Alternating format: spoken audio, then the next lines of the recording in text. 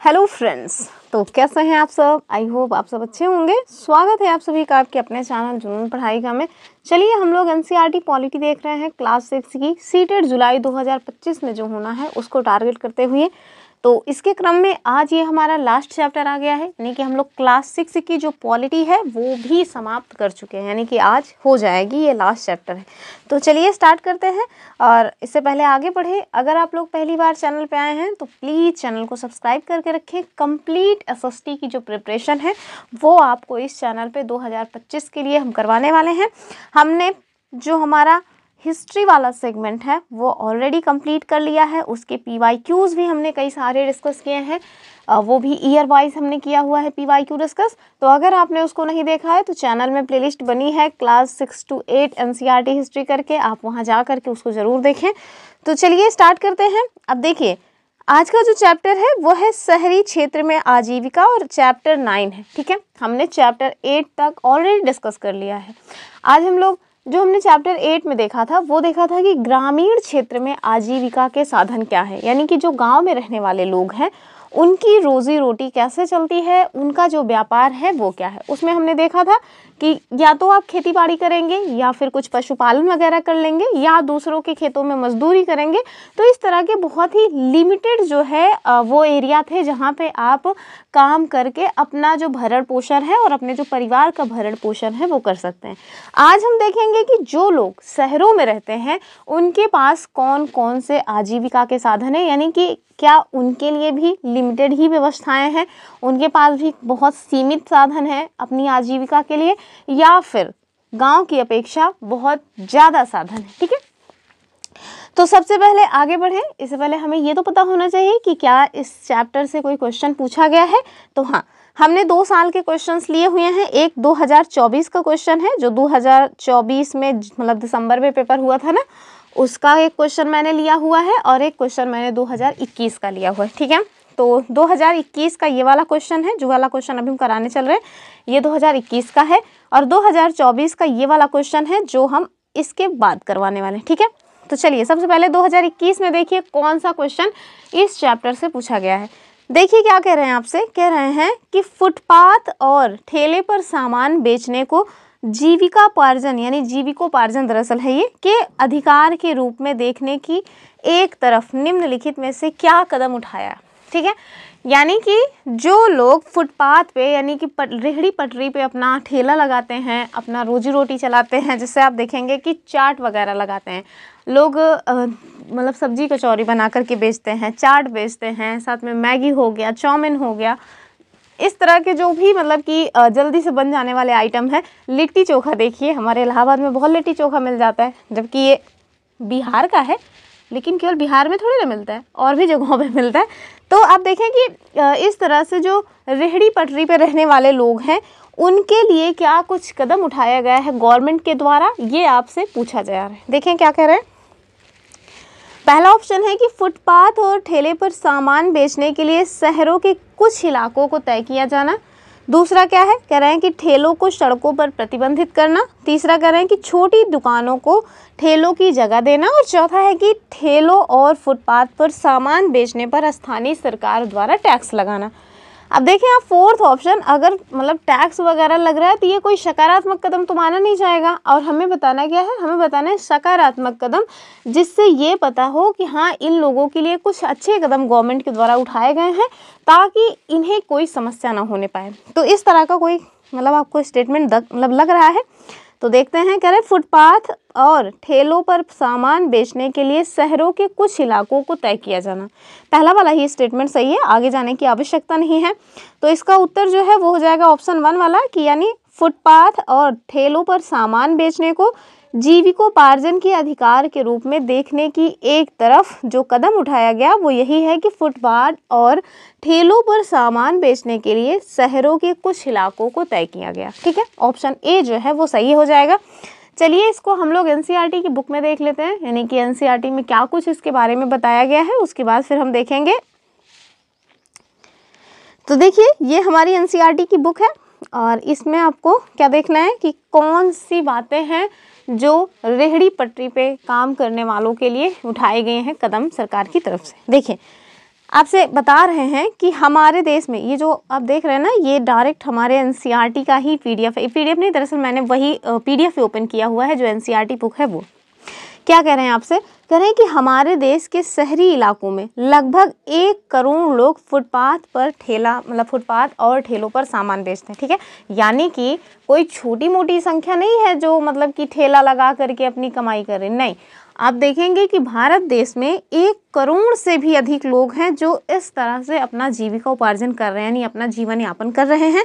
आगे देखिए, कह रहे हैं कि अभी हाल फिलहाल तक गलियों और फुटपाथ पर इस काम को यातायात और पैदल चलने वाले लोगों के लिए एक रुकावट की तरह देखा जाता था। अर्थात शहर की जो भीड़ भाड़ है उसको देखते हुए ऐसा माना जाता था कि जो लोग रेहड़ी पटरी पर ठेला लगा के काम कर रहे हैं वो लोग ना भीड़ को बढ़ावा दे रहे हैं, अर्थात बीच में आते हैं और इससे जो है ना यातायात जो है वो बाधित होता है। लेकिन आगे देखें, कह रहे हैं कि लेकिन कई संस्थाओं के प्रयास से अब इसको क्या कर रहे हैं, मतलब सभी के लिए उपयोगी और आजीविका कमाने के अधिकार के रूप में देखा जा रहा है। ठीक है, यानी कि आप लोग ऐसा ना देखें कि जो है ये लोग बाधा बन रहे हैं, यातायात इनसे प्रबंधित हो मतलब कि बाधित हो रहा है। आपको ये जानना चाहिए, आपको इस नज़र से देखना चाहिए कि इससे कई सारे लोगों का घर जो है वो चल रहा है, कई सारे लोगों के जीविका का ये मतलब आजीविका का ये माध्यम बना हुआ है। चलें आगे देखें, कह रहे हैं कि सरकार भी उस कानून को बदलने पर विचार कर रही है जिससे उन पर प्रतिबंध लगा हुआ था। ठीक है, यानी कि जो पहले प्रतिबंध लगाया गया था गवर्नमेंट के द्वारा कि आप लोग जो रेहड़ी पटरी है वहाँ पे मतलब कि ठेला वगैरह ना लगाएं, इससे जो यातायात है उसकी समस्या हो रही है, उसको चेंज करने के लिए जो सरकार है वो प्रयास कर रही है, या उस पर जो है उसका जो नज़र है या उनका जो नज़रिया है वो चेंज हो रहा है। कह रहे हैं कि कानून में बदलाव आने से उनके पास काम करने की जगह होगी और यातायात एवं लोगों का आवागमन भी सहज रूप से हो पाएगा। आगे देखें, कह रहे हैं कि ऐसा सुझाव है, कैसा सुझाव है, तो आपसे बता रहे हैं कि ऐसा सुझाव है कि शहरों में कुछ इलाके जो हैं वो फुटपाथ और ठेलों पर सामान बेचने वालों के लिए तय कर दिए जाए। ठीक है, यानी कि कुछ ऐसे इलाके हों जहां पर आप ये बोल दें कि भैया आप लोग यहाँ पे अपना ठेला लगा सकते हैं, यहाँ आपको कोई समस्या नहीं होगी, लेकिन आप हर जगह पे ठेला ना लगाएं। आगे देखें, कह रहे हैं कि यह भी सुझाव है कि उन्हें खुले रूप से आने जाने की अनुमति हो और वे लोग उन समितियों में रखे जाएं जो इन मुद्दों पर निर्णय लेती। ठीक है, यानी कि जहां पहले ये सोचा जा रहा था कि जो लोग रेहड़ी पटरी पे काम करने वाले लोग हैं, रेहड़ी पटरी पे अपना ठेला लगाते हैं, वो यातायात को बाधित कर रहे हैं, वही उनके लिए अब इस तरह का उपाय निकाला गया है कि कुछ क्षेत्र जो है वो उनको मतलब दे दिए जाएं कि आप यहाँ पर पे अपनी जो ठेला वगैरह है वो लगाएं और इधर उधर ठेला ना लगाएं। ठीक है, जिससे ना तो यातायात मतलब की बाधित हो और ना ही तो आपके जो आजीविका के साधन हैं उस पर बाधा आए। ठीक है, तो ये देखिए यहाँ पे आपको दिखाया गया है, क्या दिखा रहे हैं कि अक्सर शहर में काम करके आजीविका चलाने वाले कामगारों को मजबूरन सड़कों पर ही रहना पड़ता है। और ये जो है एक चित्र में एक ऐसी ही जगह दिखाई गई है जहां दिन के वक्त कामगार अपना सामान रख के जाते हैं और रात में वहीं खाना बनाते हैं। ठीक है, आप देखेंगे कि जो हमारे यहाँ मतलब कि ठेला लगाने वाले लोग हैं या जो लोग सड़कों पे रह के काम करते हैं, केवल ठेला ही नहीं लगाते, आपने देखा होगा कि मतलब कि एक स्टैंड के रूप में रहता है, स्टैंड लगा करके क्या काम करते हैं, उस पर कपड़े वगैरह टांग देते हैं, मोजे टांग देते हैं, स्कार्फ वगैरह टांग देते हैं, टोपी टांग देते हैं, साथ में वैसे ही रोड साइड पे अपना चटाई वगैरह बिछा करके उस पर कपड़े का लगा देते हैं स्टॉल, ले भैया ले जाओ, बैग वगैरह टांग देते हैं। इवन आप देखेंगे कि अच्छे से अच्छी चीज़ें आपको रोड पे मिल जाती हैं। ठीक है, और इलाहाबाद में हमने इलाहाबाद ही देखा हुआ है तो इलाहाबाद की ही बात कर रहे हैं कि इलाहाबाद में हमने देखा है कि रजाई गद्दा भी वैसे ही रोड पे लोग अपना बेच रहे हैं और टेडी बियर, महंगे महंगे टेडी बियर भी दिख जाते हैं। तो आप देखेंगे कि नॉट इवन ठेला, इसके अलावा भी बहुत सारी चीज़ें हैं या आपकी ज़रूरत की चीज़ें हैं जो आपको रोड पर मतलब बेचने वाले मिल जाएंगे। ठीक है, तो इससे जब उनके लिए आप एक जगह फिक्स कर देंगे तो क्या होगा कि उन्हें भी ना तो प्रॉब्लम होगी और ना आपकी जो यातायात वाली समस्या है वो मतलब बाधित होगी। तो इसी वजह से गवर्नमेंट के द्वारा इस तरह का कदम उठाया गया है। ठीक है, तो आपको ये पीडीएफ मिल जाएगी, आप एक बार इसको ज़रूर पढ़ लें। एक बहुत ही इम्पॉर्टेंट पोर्शन है जो आपको जानना चाहिए और वो क्या है, वो ये है कि एक सर्वेक्षण किया गया है अहमदाबाद में। तो आप मुझे कमेंट करके बताइएगा कि अहमदाबाद जो है ना वो कहाँ का शहर है, ठीक है, मतलब कि कौन से स्टेट का सिटी है अहमदाबाद। तो कह रहे हैं कि अहमदाबाद शहर में एक सर्वेक्षण किया गया जिसमें यह पाया गया कि जो भी कामगार हैं, यानी कि जो भी कामकाज करने वाले लोग हैं, उनमें से लगभग 12% लोग सड़क पर ही काम कर रहे हैं। यानी कि या तो सड़कों पे ठेला लगा रहे हैं, चाहे सब्जी बेच रहे हैं, चाहे फिर चाट पकौड़े बेच रहे हैं, या फिर सड़कों पे ही अपना कपड़ा बेच रहे हैं, रजाई गद्दा बेच रहे हैं, टेडी बियर बेच रहे हैं, मतलब कुछ भी कर रहे हैं लेकिन रोड पे ही कर रहे हैं। जो भी कामगार हैं उसमें 12% लोग, ठीक है, यानी कि बहुत बड़ा हिस्सा है जो रोड पे रह करके अपना कामकाज करते हैं। ठीक, ये हमने एक क्वेश्चन देखा जो 2021 में पूछा गया था। चलिए अब हम लोग देखेंगे अपना अगला क्वेश्चन। तो आगे जो हमारा अगला क्वेश्चन है ये 2024 दिसंबर में जो एग्जाम हुआ है उसमें पूछा गया है। क्या रहे हैं कि औद्योगिक क्षेत्रों में स्थित कई कारखाने तथा फैक्ट्रियों में जो अस्थायी श्रमिक हैं उनको रखा जाता है क्योंकि, यानी कि आप देखेंगे कि शहरों में ना काम करने वाले दो प्रकार के श्रमिक होते हैं, एक तो अस्थायी श्रमिक और दूसरे अस्थायी श्रमिक। जो स्थायी श्रमिक होते हैं उनके लिए काफ़ी सारी सुविधाएं होती हैं जो भी हम नीचे देखेंगे, और जो अस्थायी श्रमिक होते हैं उनके लिए ना तो उनके काम के घंटे फिक्स हैं, ना उनका वेतन फिक्स है, ना उनके लिए छुट्टी फिक्स है, मतलब और ये भी नहीं फिक्स है कि आपको साल के 12 महीने काम मिलने ही वाले, ठीक है, यानी कि कुछ भी फिक्स नहीं है जो अस्थायी श्रमिक होते हैं वो। ठीक, चलिए देखें क्या कह रहे हैं। कह रहे हैं कि औद्योगिक क्षेत्र में स्थित जो कई कारखाने और फैक्ट्रियां हैं उसमें अस्थायी श्रमिकों को रखा जाता है क्योंकि, यानी कि क्यों रखते हैं आपको ये बताना है। ऑप्शंस देखें। कह रहे हैं कि वे अपनी सुविधा अनुसार उन्हें रख और निकाल सकते हैं। कौन, किसकी बात कर रहे हैं, तो जो मतलब कि जिनकी फैक्ट्री है उनके लिए ये स्टेटमेंट है कि वो लोग अपनी सुविधा के अनुसार उन श्रमिकों को रख सकते हैं या निकाल सकते हैं, यानी कि जब ज़रूरत है, जिस सीजन में डिमांड है उस सीजन में आप उन्हें रखें, जिस सीजन में डिमांड नहीं है उस सीजन में आप उन्हें निकाल दें। तो पहला वाला स्टेटमेंट तो हो जाएगा सही, ठीक है। तो आप देखें ऑप्शन जो बी है वो कट जाएगा। ठीक, दूसरा क्या कह रहे हैं, कह रहे हैं कि वे स्थायी कर्मियों को मिलने वाले वेतन और अन्य नौकरी संबंधी हित लाभों पर बचत करते हैं। अच्छा, फिर कह रहे हैं कि अस्थायी कर्मी बिना समयोपरि भत्तों की मांग किए लंबे समय तक काम करते हैं। बात तो ये ठीक है, सी वाला भी हो जाएगा। तो आप देखिए सी तो होना ही चाहिए, तो ये वाला हट गया। अब हमारे पास केवल दो ऑप्शंस बचे हुए हैं। कह रहे हैं कि स्थायी कर्मियों की तुलना में अस्थायी कर्मी अधिक परिश्रमी होते हैं। तो जाहिर सी बात है उन्हें ये भी डर रहता है बेचारों को कि कहीं ऐसा ना हो कि मतलब कि हमारी जॉब छिन जाए, लेकिन ये बहुत अच्छा ऑप्शन नहीं माना जाएगा, हम लोग इसको मतलब कि सही नहीं मानेंगे। बाकी ये बात कहीं ना कहीं सही है कि जो लोग अस्थायी श्रमिक होते हैं उन्हें अपनी जॉब खोने का हमेशा डर रहता है, तो कहीं ना कहीं वो अधिक परिश्रम करते हैं। लेकिन अगर आप इस स्टेटमेंट को सही मान लेंगे तो जो लोग स्थायी श्रमिक हैं वो बुरा मान जाएंगे, ठीक है। तो डी वाला ऑप्शन इसमें नहीं हम सही मानेंगे, बाकी जो ऑप्शंस हैं वो एकदम सही हो जाएंगे कि औद्योगिक क्षेत्र में स्थित जो कारखाने और फैक्ट्रियां हैं उसमें अस्थायी श्रमिकों को रखा जाता है क्योंकि जो मालिक हैं वो उन्हें अपनी सुविधा अनुसार रख सकें और निकाल सकें। तो पहला वाला सही है। दूसरा है कि वे स्थायी कर्मियों को मिलने वाले वेतन तथा अन्य नौकरी संबंधी जो हित हैं उनसे भी मतलब बच जाते हैं, यानी कि उन्हें इस तरह की जो सुविधाएं हैं वो नहीं देनी पड़ती। दूसरा वाला भी सही हो जाएगा। तीसरा कह रहे हैं कि अस्थायी कर्मी जो है वो बिना समयोपरि भत्ता की मांग किए लंबे टाइम तक काम करते हैं, तो ये वाला पॉइंट भी सही हो जाएगा। और ये अधिक परिश्रमी वाला स्टेटमेंट थोड़ा मतलब अच्छा नहीं लगेगा ना, तो इसका जो पहला उत्तर है यानी कि पहला वाला ऑप्शन है वो सही हो जाएगा। चलिए अब हम लोग अपना जो, मुझे लगता है मैंने PDF में कुछ मिस कर दिया है जो बहुत ही इम्पोर्टेंट था, एक मिनट वेट कीजिए इससे, कुछ मिस हो गया है। चलिए हम लोग डायरेक्ट PDF जो हमारी बुक की है उससे देख लेंगे क्योंकि वो काफ़ी इंपॉर्टेंट पॉइंट है, उसको हम छोड़ नहीं सकते। लेकिन उसके पहले ना आपको ये जो जो अस्थाई और अस्थाई श्रमिक हैं इनके बारे में कुछ पॉइंट्स जान लेते हैं, फिर उसके बाद हम उसको देख लेंगे, ठीक है। तो ये देखिए, ये एक महिला है, ये एक अस्थायी श्रमिक हैं, एक फैक्ट्री में काम करती हैं जहाँ पे मतलब कि कपड़ों का व्यापार होता है, और ये जहाँ पे काम करती हैं वहाँ के कपड़े देश विदेश में जो है वो निर्यात किए जाते हैं, ठीक है। यहाँ पे आपको बताया गया है। कह रहे हैं कि निर्मला, ये मैम जो है यानी कि जो दीदी जी हैं इनका नाम है निर्मला। कह रहे हैं कि जो निर्मला है ना वो कपड़े निर्यात करने वाली एक कंपनी में दर्जी का काम करती हैं, जिस फैक्ट्री में वह काम करती हैं वहाँ अमेरिका, इंग्लैंड, जर्मनी और नीदरलैंड जैसे देशों के लोगों के लिए गर्मी के कपड़े सिले जाते हैं, ठीक है। यानी कि जो विदेश में रहने वाले लोग हैं उनके लिए गर्मियों के कपड़े बनाए जाते हैं, जहाँ पे निर्मला जी काम करती हैं। आगे देखें, कह रहे हैं कि दिसंबर से अप्रैल तक निर्मला पर काम का जो बोझा है ना वो बहुत अधिक रहता है। अक्सर वह 9 बजे सुबह काम शुरू करती हैं और रात को 10 बजे तक ही अपना जो काम है वो निपटा पाती है, यानी कि काफ़ी ज़्यादा टाइम तक ये काम करती हैं। कह रहे हैं कि कई बार तो और भी देरी हो जाती, यानी कि बस इतना ही नहीं, कभी कभी होता है कि और भी लेट लग जाता है। आगे कह रहे हैं कि हफ्ता में 6 दिन काम करती हैं, यानी कि कोई ऐसा नहीं है कि 4 दिन काम करोगे, सप्ताह में कम से कम 6 दिन काम करना है।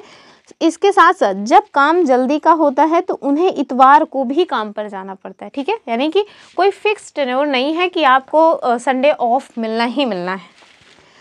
कह रहे हैं कि निर्मला को रोज 8 घंटे काम करने के 280 रुपये मिलते हैं और अतिरिक्त 100 रुपये देकर काम करने का मिलता है, ठीक है, यानी कि अतिरिक्त 100 रुपये अगर आप अतिरिक्त काम लेंगे तो वो भी 100 रुपये मिल जाते हैं। कह रहे हैं कि जून तक काम खत्म हो जाता है, यानी कि जब जून जो सीज़न आया उस टाइम तक जो काम है, यानी कि जो कपड़े बनाने हैं उसका काम ख़त्म हो जाता है। कह रहे हैं तो फैक्ट्री वाले इन दर्जियों की संख्या घटा देते हैं, यानी कि अब हमें आपकी ज़रूरत नहीं है तो आप लोग चलो आराम करो, जब हमें आवश्यकता होगी तो हम आपको बुलाएंगे। आगे कह रहे हैं कि निर्मला को भी निकाल दिया जाएगा, यानी कि अब टाइम आ रहा है, निर्मला जी भी अब ऑफ सीजन में आने वाली हैं, इनको भी काम से निकाल दिया जाएगा। आगे कह रहे हैं कि हर साल करीब 3 से 4 महीने के लिए ही उनके पास 3-4 महीने के लिए उनके पास कोई काम नहीं रहता, ठीक है, यानी कि 3-4 महीने आपका ऑफ सीजन रहेगा, आपको किसी भी तरह का कोई काम नहीं मिलेगा।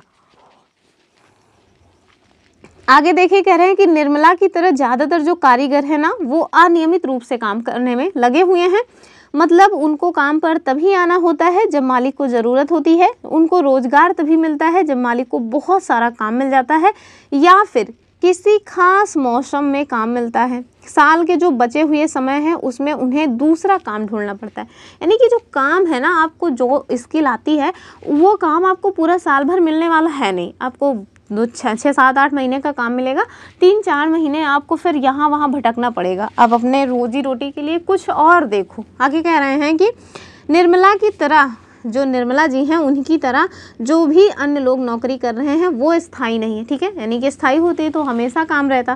कह रहे हैं कि अगर कारीगर अपनी तनख्वाह या परिस्थितियों के बारे में शिकायत करते हैं तो उन्हें निकाल दिया जाता है, नौकरी की कोई सुरक्षा नहीं होती है और अगर कोई बुरा व्यवहार करे तो उनके बचाव के लिए भी कुछ नहीं होता, ठीक है, यानी कि सपोज दैट आपके साथ किसी ने गलत तरह से व्यवहार किया तो भी आपके लिए बचाव का कोई कानून नहीं है, ठीक है। तो जो अस्थायी श्रमिक होते हैं उनके लिए आप देखेंगे कि किसी भी तरह की कोई सुविधा उनको नहीं मिलने वाली है, बस आप अपना काम करो, पैसे लो, घर जाओ, ठीक। आगे कह रहे हैं कि उनसे बहुत लंबे समय तक रोज काम करने की उम्मीद भी रखी जाती है। उदाहरण के लिए बिजली से चलने वाले करघों की, यानी जो पावर लूम फैक्ट्री है उसमें मजदूर दिन और रात की पालियों में 12-12 घंटे तक काम करते हैं, ठीक है। अब अभी आप गांव में आ जाए ना, तो गांव में जब खेती का सीज़न आता है तो जो मजदूर है ना वो 8 घंटे भी ढंग से काम नहीं करते, सुबह 10 बजे जाएंगे, 12 बजे घर आ जाएंगे, उधर शाम को 3 बजे जाएंगे, फिर 6 बजे घर आ जाएंगे, मतलब आप उनसे काम ले ही नहीं सकते। मैं अपने गाँव की बात बता रही हूँ, पैसा देने में बहुत खलता है क्योंकि काम नहीं करते ढंग से, ऊपर से मोबाइल लेके जाते हैं, फ़ोन आया हुआ है, अपना बतिया रहे हैं, काम भी ढंग से नहीं करना। लेकिन जो लोग शहरों में काम कर रहे हैं ना उनकी स्थिति देखिए, मतलब लगातार आपको काम भी करना है और उसके साथ साथ किसी भी तरह की कोई स्थायी सुविधा भी आपको नहीं मिलनी है। और कह रहे हैं कि उन्हें 8 घंटे से ज़्यादा काम करने की मजदूरी भी अलग से नहीं मिलती, ठीक है, यानी कि अगर आप उनसे ओवर टाइम करा रहे हो तो उसके लिए अलग से पेमेंट भी नहीं करना है, ठीक। तो ये कुछ पॉइंट्स हैं जो अस्थायी श्रमिक हैं जो अपनी ज़िंदगी में फेस करते हैं, ठीक है। चलिए अभी हम लोग देखेंगे कि जो स्थायी श्रमिक हैं उनके लिए क्या कुछ सुविधाएं मिलती हैं। उससे पहले हम लोग एनसीईआरटी में ना स्टार्टिंग में जो पॉइंट दिया है वो बड़ा इंपॉर्टेंट है, उसको देख लेते हैं, ठीक है। तो बस ऐसे 1 सेकेंड वेट कीजिए। सॉरी, ये देखिए ये हमारा चैप्टर है। अब हम लोग चैप्टर पे आ गए हैं। चैप्टर इसके पहले अभी हम लोग जो देख रहे थे वो PYQ है, ताकि आपको ये पता रहे ना कि हाँ इस चैप्टर से क्वेश्चंस बनते हैं या नहीं बनते, और अगर बनते हैं तो किस तरह से बनते हैं। तो हमने ना बहुत छोटे छोटे क्वेश्चंस लिए हुए हैं, हम पूरे चैप्टर की जो मतलब की पॉइंट्स हैं वही आपको बताते रहे। एक बार आप उसको PDF में जब मिल जाएगी तो ग्रुप में जा करके ज़रूर पढ़ लीजिएगा, तो ज़्यादा अच्छे से आपको पॉइंट्स क्लियर हो जाएंगे, ठीक है। तो ये देखिए आपको शहर की जो ज़िंदगी है वो दिखाई गई है, जहाँ पे आपको बच्चे स्कूल जाते हुए दिख रहे हैं, ढाबा दिख रहा है, साइकिल भी दिख रहा है, रिक्शा चलाने वाले लोग भी दिख रहे हैं। साथ में देखिए ठेला लगा के भैया बाबा जी कुछ कर रहे हैं, जो भी मतलब रहे हो। यहाँ देखिए ठेला लगा के शायद जलेबी तली जा रही है। स्कूल भी मिल जाएगा, स्कूल बस, दुनिया भर की चीज़ें आपको दिखाई गई हैं। तो शहरों की जो भीड़ भाड़ वाली ज़िंदगी है, जो लोग शहरों में रह रहे हैं उन्हें ये सब पता ही होता है कि वहाँ पे ना काम करने के बहुत सारे मतलब कि क्षेत्र हैं। आप किसी भी क्षेत्र में काम कर सकते हैं, ठीक है। यहाँ आप अपना कोई भी स्वरोजगार भी कर सकते हैं। इवन आप अपने घर से ना अदरक लहसुन का पेस्ट बनाकर भी बेच सकते हैं। तो शहरों में ना कुछ भी करिए, किसी भी तरह का काम करिए, हर तरह के रोजगार वहाँ अवेलेबल है। बस आपके पास स्किल होनी चाहिए। अगर आपके पास स्किल है तो आप शहर में रह करके भूखों नहीं मरेंगे, जबकि गाँव में आपके पास कितनी भी स्किल हो, आपके पास उतनी अपॉर्चुनिटीज़ नहीं आने वाली हैं, स्पेशली लड़कियों के लिए। चलिए, आपको यहाँ पे बहुत ही इम्पॉर्टेंट पॉइंट दिया हुआ है जो आपके लिए मोस्ट इम्पॉर्टेंट है। आपसे यहाँ पे बता रहे हैं कि भारत देश में, जो कि जिसमें आपको 28 राज्य और 8 यूनियन टेरिटरीज मिल जाएंगी, इसमें 5000 से भी ज़्यादा शहर हैं, ठीक है। यानी कि शहरों की जो संख्या है वो आपको 5000 से भी अधिक मिल जाएंगी। और इसमें आपको 27 महानगर मिलेंगे, ठीक है। तो ये इंपॉर्टेंट पॉइंट है कि 5000 से भी ज़्यादा शहर हैं और 27 महानगर हैं। आगे आपसे बता रहे हैं कि चेन्नई, मुंबई, दिल्ली, कोलकाता जैसे जो प्रत्येक महानगर हैं, इसमें 10 लाख से भी ज़्यादा लोग रहते हैं। यानी कि ऐसे महानगर, दिल्ली, चेन्नई, मुंबई, ये जो है ना ऐसे महानगर हैं जहाँ पे 10 लाख से अधिक जनसंख्या वाले, यानी कि 10 लाख ही महानगर है, ठीक है। तो ये आपको याद रखना है। कह रहे हैं कि कहते हैं कि शहर में जिंदगी कभी रुकती नहीं। चलिए एक शहर में जाकर के वहाँ के लोग क्या काम करते हैं वो देखें, ठीक है। यानी कि जो एक स्टेटमेंट दिया जाता है कि शहर में जो जिंदगी है ना वो कभी नहीं रुकती, तो उसी को लेकर के ये लोग, एक शहर में 2 बच्चियाँ हैं, वो जा कर के शहर में कई जगहों पे जाती हैं, घूमती हैं और अपना जो भी वहाँ पे देख के आती हैं उसी के बारे में इस पूरे चैप्टर में वर्णन किया गया है, ठीक है। तो हमने काफ़ी कुछ तो पहले से ही देख लिया है। यहाँ देखें, एक पॉइंट दिया हुआ है एक रिक्शे वाले के लिए, तो उसको हम लोग देख लेंगे, ठीक है। ये जो रिक्शे वाले हैं इनका नाम जो है बच्चू माझी है, ठीक है। तो रिक्शे वाले की ज़िंदगी कैसी होती है ये इसमें एकदम मतलब कि बॉक्स बना के बताया गया है। हो सकता है कल को आपसे एग्जाम में यही पूछ लें कि रिक्शे वाले के बारे में बताओ, तो आप इनको ज़रूर देखें। चलिए देख लेते हैं क्या कुछ पॉइंट्स हैं इनके बारे में। तो जो रिक्शे वाले भैया हैं उनसे जब बच्चियाँ मिलती हैं ना, तो वो बच्चियों से बताते हैं कि मैं बिहार के एक गाँव से आया हूँ जहाँ मैं मिस्त्री का काम किया करता, ठीक है। यानी कि जब वो बिहार में रहते थे, गाँव में अपने एक मिस्त्री का काम किया करते, तो वैसे जो घर वगैरह बनाते हैं ना उनको मिस्त्री कहते हैं, राजमिस्त्री। कह रहे हैं कि मेरी बीवी और 3 बच्चे गांव में ही रहते हैं, ठीक है। यानी कि शहरों में मतलब जो अभी तक हमने जो देखा था कि गांव में आजीविका के साधन, इसके पहले वाला जो चैप्टर था तो उसमें हमने देखा था कि गांव में ना क्या है कि जो मतलब कि लोग हैं उनके पास बहुत कम काम के अवसर होते हैं, बस या तो खेती बाड़ी करें या दूसरों के खेत में मजदूरी करें, तो लोगों का ना गुजर बसर हो नहीं पाता है, ठीक है। तो क्या करते हैं, जो महिलाएं हैं वो गाँव में ही रह जाती हैं, जो पुरुष हैं वो कमाने के लिए घर से बाहर चले जाते हैं। मजबूरी भी है। आप देखेंगे कि जो मतलब कि मजदूर वर्ग के लोग हैं अक्सर उसमें आपको देखने को मिलेगा कि उनकी जो औलाद है ना वो बहुत ज़्यादा है, यानी कि कई सारे बच्चे वो लोग पैदा करते हैं और उसके बाद फिर उनका भरण पोषण तो करना ही है, तो व्यवस्था हो जाती है कि उन्हें बाहर जाके काम करना पड़े, गांव में उनका गुजर बसर नहीं हो पाता। अब मैं अपने यहाँ की बात करूँ, मेरे यहाँ तो रिकॉर्ड कायम है। मेरे यहाँ एक लोगों के 7-7, 8-8, 9-9 बच्चे हैं। इवन कहा जाता है मेरे गांव में एक महिला थी जिनके 19 बच्चे हुए थे, ठीक है, 19 बच्चे हुए। अब सारे बच्चे तो जीवित नहीं हैं, लेकिन उनके 19 बच्चे हुए थे। अपने आप में एक रिकॉर्ड कायम है, मतलब पूरे गांव में उनसे ज़्यादा बच्चे किसी को नहीं हुए। और सुनने में आता है कि अगर 20 बच्चे हो जाएंगे तो जो मतलब कि शादी है वो टूट जाती है, तो शायद इसी वजह से उन लोगों ने अपना रोकथाम कर लिया होगा कि नहीं बच्चा शादी नहीं तोड़नी है, 19 ही काफ़ी है, ठीक है। और अभी वर्तमान में हमारे पड़ोस में ही, पड़ोस का मतलब थोड़ी दूर पे एक लोग हैं जिनके 11 बच्चे हैं, ठीक है। तो इस तरह के तो रिकॉर्ड है। साथ में हमारे यहाँ एक महिला है जो काम करने के लिए आती हैं, वो मतलब उनके पति भी आते हैं कभी कभी, तो वो कहते हैं हमारे भैया झौआ पे गदेला हैं, उनका पेट पाला बड़ा मुश्किल होता। मैंने पूछा कितने हैं, बताया भैया 7 गदेला हैं। तो आप सोचिए इस तरह से जब आप लोग बच्चे पैदा किए हो तो फिर उनका भरण पोषण करने के लिए आपको बहुत मेहनत करने की आवश्यकता तो होगी ही। अब दूसरों की क्या ही बात करें, मैं अपनी बात बताती हूँ। अपनी का मतलब है मेरे पिताजी के जो मामा जी हैं ना, जब मैं उनके बारे में सुनती हूँ तो मतलब मुझे बस हंसी आ जाती है। हंसी क्यों आती है, क्योंकि उनके ना जो मामा जी हैं उनके 7 बच्चे हैं, ठीक है। 7 लड़के हैं, लड़कियां कितनी हैं मुझे आइडिया नहीं है दरअसल, तो उनके 7 लड़के हैं, ठीक। उन 7 लड़कों के टोटल जो बच्चे हैं ना वो 56 बच्चे हैं, ठीक है। यानी कि ये जो 7 बेटे थे हमारे पापा के मामा जी के, उन 7 बेटों के टोटल मिलाकर के 56 बच्चे हैं। मैं जब भी सुनती हूँ, जब भी वहाँ से कोई आता है बताता है ना, तो मतलब मेरी जो हंसी है ना वो थमती ही नहीं कि कैसे एक घर में कैसे इतने बच्चे जो है वो रह लेते हैं। चलिए फिलहाल के लिए ये तो मैंने आपको बताया कि गाँव में जब आप इतने सारे बच्चों को पैदा कर लेते हो तो उनका भरण पोषण करने के लिए आपको बहुत मेहनत करनी पड़ती है। फिर जो पुरुष हैं वो बेचारे घर छोड़ करके बाहर कमाने चले जाते हैं, जो महिलाएं हैं वो भी अपना खेतों में अगर काम मिल जाता है तो खेतों में काम कर लेती हैं, और अगर नहीं काम मिला तो फिर जो पति बाहर से कमा करके भेजेंगे उसी से अपना भी गुजर बसर करना है और अपने बच्चों को भी पालना है, ठीक है। तो वही यहाँ पे कह रहे हैं कि ये जो भैया जी हैं जो वहाँ पे शहर में जाकर के रिक्शा चला रहे हैं, वो अपने बारे में बता रहे हैं कि मेरी बीवी और 3 बच्चे गाँव में रहते हैं और वो जाकर के शहर में अपना रिक्शा चला रहे हैं। कह रहे हैं कि हमारे पास ज़मीन नहीं है, गांव में मिस्त्रीगिरी का काम लगातार नहीं मिलता है, जो कमाई होती थी वह परिवार के लिए पूरी नहीं पड़ती थी। जब मैं शहर पहुंचा तो मैंने यह जो रिक्शा है, जो कि सेकंड हैंड रिक्शा है, उसको खरीदा और इसका पैसा किस्तों में चुकाया। ये काफ़ी साल पहले की बात है। आगे कह रहे हैं कि रोज़ सुबह बस स्टॉप पर पहुंच जाता हूं और ग्राहक जहां भी जाना चाहें उन्हें वहां छोड़ देता हूं। फिर रात को 8-9 बजे तक रिक्शा चलाता हूँ। मैं शहर की एक कॉलोनी में आसपास करीब 6 किलोमीटर तक रिक्शा चलाता हूँ। कह रहे हैं कि दूरी के हिसाब से हर ग्राहक मुझे 10 से 30 रुपए तक दे देते हैं। और ये असली जो पॉइंट है वो अब आ रहा है कि जब तबीयत खराब हो जाती है तब मैं ये काम नहीं कर पाता, उन दिनों कमाई बिल्कुल भी नहीं होती, ठीक है। तो फिर जब तबीयत वगैरह खराब हुई, कमाई बंद, समझ लीजिए सब कुछ बंद। आगे क्या कह रहे हैं, कह रहे हैं कि मैं अपने दोस्तों के साथ किराए के कमरे में रहता हूँ। वे सब पास की फैक्ट्री में काम करते हैं। रोज़ 200 से 300 रुपए तक मेरी कमाई हो जाती है, जिसमें से 100 से 150 रुपए खाने और किराए पे खर्च हो जाते हैं। बाकी मैं परिवार के लिए बचा लेता हूँ।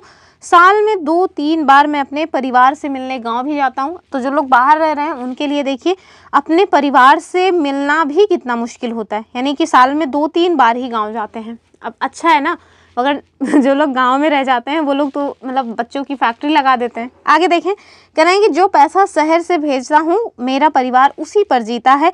कभी कभार मेरी बीवी खेतों में मजदूरी करके थोड़ा बहुत कमा लेती है, ठीक है। तो ये तो एक मतलब कि जो शहर में रिक्शे वाले हैं उनकी ज़िंदगी के बारे में यहाँ बताया गया था, वो मैंने आपको बता दिया, ठीक है। अब चलिए हम लोग क्वेश्चन देखते हैं, क्या कुछ क्वेश्चन हमने लिए हुए हैं, ठीक।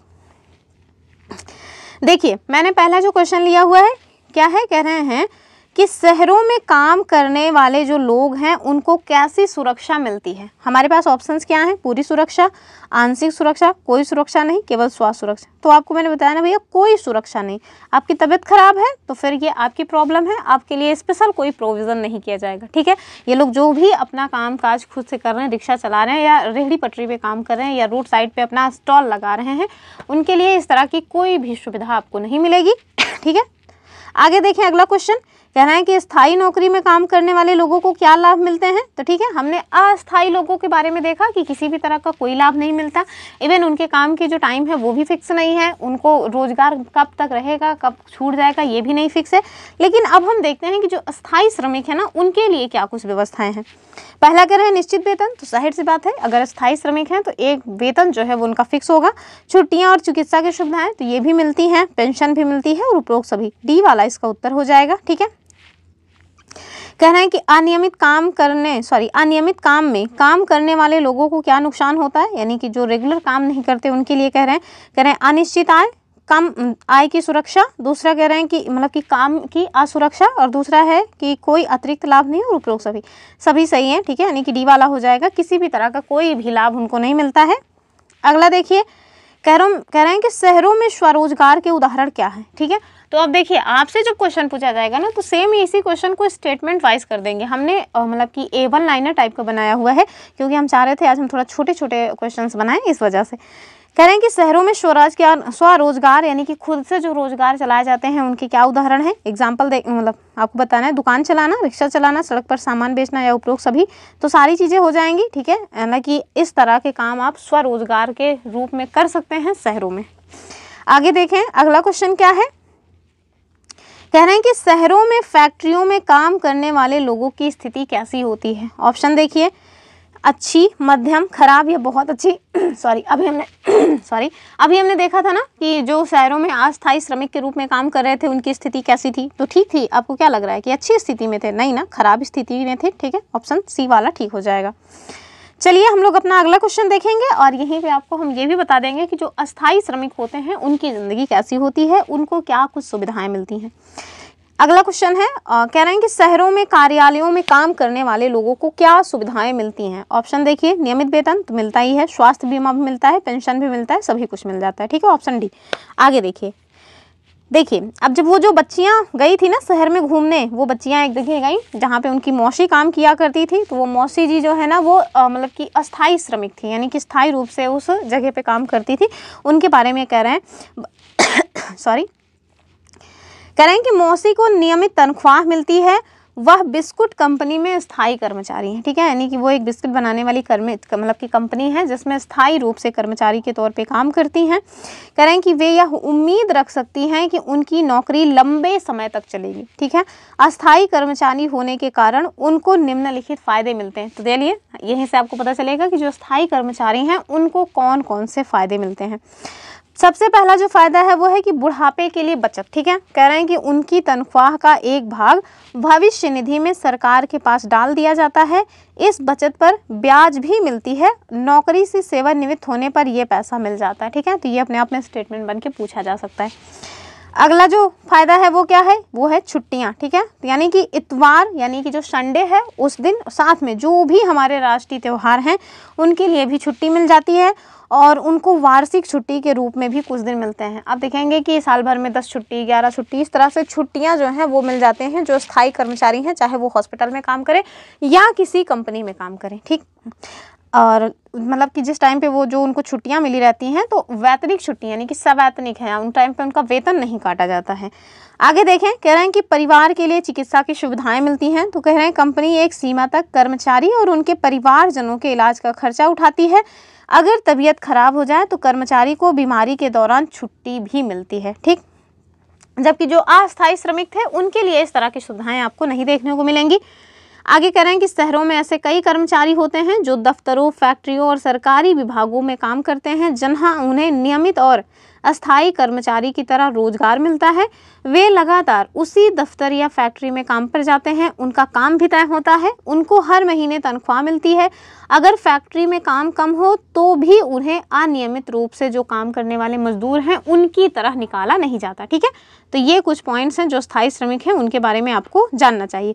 ये देखिए शहर में काम का एक और जो है तरीका आपको देखने को मिलेगा और वो क्या है, वो है कॉल सेंटर। ठीक है, तो आप देखेंगे कि शहरों में जो कॉल सेंटर है ना वो खूब खुले हुए हैं। तो यहाँ पे वो कॉल सेंटर के लोगों को ही दिखाया गया है। क्या कह रहे हैं, कह रहे हैं कि महानगरों में कॉल सेंटर में काम करना रोजगार का एक नया क्षेत्र है। ठीक है, कह रहे हैं उपभोक्ता जो है यानी कि जो कंज्यूमर्स हैं टीवी, फ्रिज जैसे सामानों को खरीदते हैं, बैंक और फ़ोन जैसी सेवाओं का उपयोग करते हैं। कॉल सेंटर एक केंद्रीकृत दफ्तर होता है।